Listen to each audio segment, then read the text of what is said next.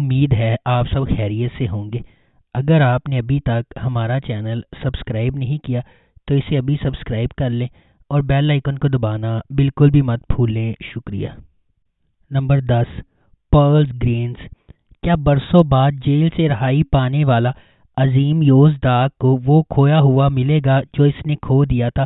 کیا عظیم جو اپنے دردناک ماضی کے ساتھ امید کے پیچھے بھاگتا ہے، ایک بڑا راز جو وہ اپنے اندر اٹھائے ہوئے ہے اور زندگی کا بوجھ اپنے پیٹھ پر ہے، کیا اپنے ہار سے بکھرے موتی دوبارہ اکٹھا کر پائے گا؟ Number 9، grim. داغان مشرق میں خدمات انجام دینے والا سپاہی ہے۔ کچھ تکلیف دہ واقعات کی وجہ سے اپنے آبائی شہر سے 2 سال دور رہنے کے بعد وہ تھوڑا سا ذہنی وقفہ لینے کے لیے واپس آتا ہے۔ تاہم جب وہ اپنے پڑوس میں واپس آتا ہے تو اسے کچھ نہیں ملتا، کیونکہ اس نے اسے چھوڑ دیا تھا۔ اس کی گرل فرینڈ آئیدن، جس کے ساتھ اس کی پرجوش محبت تھی، غائب ہو چکی تھی۔ ان کی محبت اتنی شدید تھی کہ جب وہ الگ ہوتے ہیں تو بھی وہ مکمل طور پر الگ نہیں ہوتے، اس لیے اسے تلاش نہ کر پانا داغان پر گہرا اثر ڈالتا ہے۔ اس کا خاندان ٹوٹ گیا ہے۔ اسے معلوم ہوا ہے کہ اس کی بہن ایک آدمی کے ساتھ بھاگ گئی ہے، اس کے بھائی نے اسکول چھوڑ دیا ہے اور مشکوک کاروبار میں شامل ہو گیا ہے، اور اس کے والدین الگ ہو گئے ہیں۔ پتہ چلا کہ داغان ہی گھر کو اکٹھا کر رہا تھا۔ جب وہ چلا گیا تو سب کچھ ٹوٹ گیا۔ Number 8، foam. غریبوں کو دینے کے لیے امیروں سے چوری کرنا۔ کیا یہ اب بھی لوک ہیرو کی کہانی ہے، یا پیسہ ہی ہم سب کے لیے ہیرو بن گیا ہے؟ یہاں تک کہ ہم میں سے غریب ترین لوگوں کے لیے بھی۔ فرحان بدعنوان اہلکاروں، دھوکے بازوں اور غیر مصنفانہ طریقوں سے امیر بننے والوں کا پیسہ چوری کرتا ہے اور اپنے پڑوس کے غریب نوجوانوں کی مدد کرتا ہے، ان کے خاندانوں کو تعلیم اور مدد فراہم کرتا ہے۔ ایک غیر متوقع موت اس کی پوری زندگی کو ہلا کر رکھ دیتی ہے۔ یہ واقعہ اسے نہ صرف اس کے آدرشوں سے بلکہ اس کی محبت سے بھی آزمائے گا، اور وہ اس امتحان میں کامیاب ہونے کے راستے تلاش کرے گا۔ جب اسے احساس ہوتا ہے کہ وہ فرحان جیسی ناانصافیوں کے خلاف اکیلے نہیں لڑ سکتا تو اس نے اورہان کی شناخت کو اپنا لیا۔ اس طرح جب فرحان مجدے کے والد کے ساتھ جدوجہد کر رہا ہے، جس عورت سے وہ محبت کرتا ہے لیکن اسے فاصلہ رکھنا چاہیے، وکیل اورہان کی آڑ میں اس کا راستہ محلے پر قبضہ کرنے کی کوشش کرنے والے خاندان وارث ایپک سے ہوتا ہے، ایک ایسی دنیا میں جہاں احسان کا کوئی عمل سزا نہیں دیتا، اس کھیل کو پلٹنا اب بھی ممکن ہے۔ کوپک ان لوگوں کی کہانی ہے جو اپنی جوہری خاندان سے زیادہ دیکھ بھال کرتے ہیں۔ نمبر 7، از اٹ اے لو۔ زندگی فٹ بال سے ملتی جلتی ہے کے نعرے کے تحت فٹ بال کے فلسفے کے ساتھ اپنی کہانی پر زور دینے والی سیریز مشہور فٹ بالر یاسین کی جذباتی طور پر چارج شدہ کہانی بیان کرتی ہے، جو ہر میچ میں اپنے گول سے لاکھوں لوگوں کا دل جیتتا ہے، اور یشل جو اس کی قسمت کو چیلنج کرتی ہے۔ Number 6، red birds.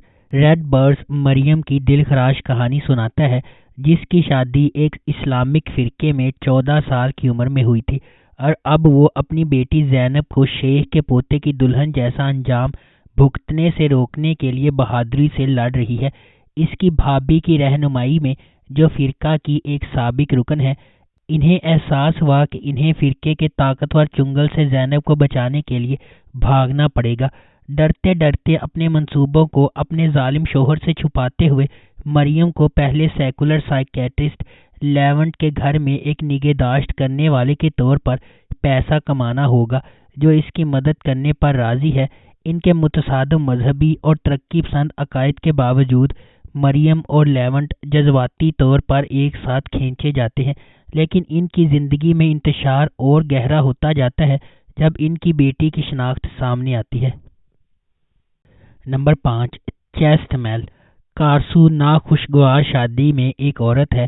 اس کا شوہر ریحا ایک بدتمیز آدمی اور بے کار باپ ہے، اس لیے جب کارسو اپنے تیسرے بچے کو جنم دیتی ہے تو اسے احساس ہوتا ہے کہ وہ اپنے تمام بچوں کی دیکھ بھال نہیں کر سکتی۔ وہ اپنے 3 سالہ بیٹے کوزے کو اپنی ماں فیلیس کے ساتھ کچھ دیر رہنے کے لیے استنبول بھیجتی ہے، تاہم کوزے استنبول کے سفر میں لاپتہ ہو جاتا ہے۔ 3 سال کی تلاش کے بعد کارسو مرسین کے سفر پر کوزے کو دیکھتی ہے۔ کارسو اپنے بیٹے کے ساتھ دوبارہ ملنے پر راحت محسوس کرتی ہے، تاہم کوزے جو اب دنیز کے پاس جاتا ہے اسے نہیں پہچانتا۔ کارسو کو اپنے بیٹے کو واپس جیتنے کے لیے لڑنا پڑے گا، جبکہ اس کی مشکل خاندانی صورتحال سے بھی نمٹنا پڑے گا۔ Number 4، slave tale. اوزگی جو ایک غریب اور عاجزانہ پس منظر سے آتی ہے، 6 سال سے ایک ریسٹورنٹ میں شیف کے طور پر کام کر رہی ہے۔ وہ ترکی کے سب سے امیر اور سب سے زیادہ قائم خاندانوں میں سے ایک گریالی خاندان کے وارث اراد گریالی سے ملتی ہے اور اس کی محبت میں پڑ جاتی ہے اور ان کی شادی ہو جاتی ہے۔ جیسے ہی اوزگی حویلی میں داخل ہوتی ہے جہاں اراد کا خاندان دلہن کے طور پر رہتا ہے، وہ اچانک محبت کی کہانی کے بجائے سازشوں کی دنیا میں غرق ہو جاتی ہے۔ اس کے شوہر کے ماضی کے قصے، اوزگی کی بہن بھائیے کے دولت کے عزائم اور اراد کی مشکوک طور پر مرنے والی بیوی جالے کا سایہ اوزگی کے مشکل سفر کو مزید پیچیدہ بنا دیتا ہے۔ نمبر 3، بہار۔ بہار ایک درمیانی عمر کی گھریلو خاتون کی کہانی کی پیروی کرتا ہے جو ایک غیر متوقع بحران سے بچنے کے بعد اپنے طبی کیریئر میں واپس آنے کا فیصلہ کرتی ہے۔ وہ ہسپتال میں میڈیکل ریزیڈنسی کا اپنا پہلا سال شروع کرتی ہے جہاں اس کا نامنظور شوہر کام کرتا ہے، اس حقیقت سے بے خبر کہ اس کا شوہر کسی اور ڈاکٹر کے ساتھ خفیہ تعلق میں ہے۔ Number 2، before you. اصل کہانی پر قائم رہتے ہوئے ری میک حاکان کی پیروی کرے گا جو اپنی بیوی کے بڑھتی ہوئی اجنبیت سے تنگ آ کر مایوس تاجر ہے۔ اولودا کے کاروباری دورے پر وہ ایک دل فریب عورت کے ساتھ راستے عبور کرتا ہے اور بعد میں زنا کے لالچ کا شکار ہو جاتا ہے۔ یہ ناخوشگوار تصادم اس کی اور اس کی بیوی کی زندگی کو ناقابل تلافی طور پر بدل دے گا۔ Number 1، like there is know tomorrow. یہ سیریز اس پیچیدہ رشتے کی پیروی کرے گی جو منیولا، ایک نوجوان اداکارہ اور ایک تجربہ کار صحافی حاکان کے درمیان انٹرویو کے بعد پیدا ہوتا ہے۔ سیریز پیچیدہ تفصیلات کی پیروی کرے گی جو ایک انٹر کے بعد تیار ہوتا ہے۔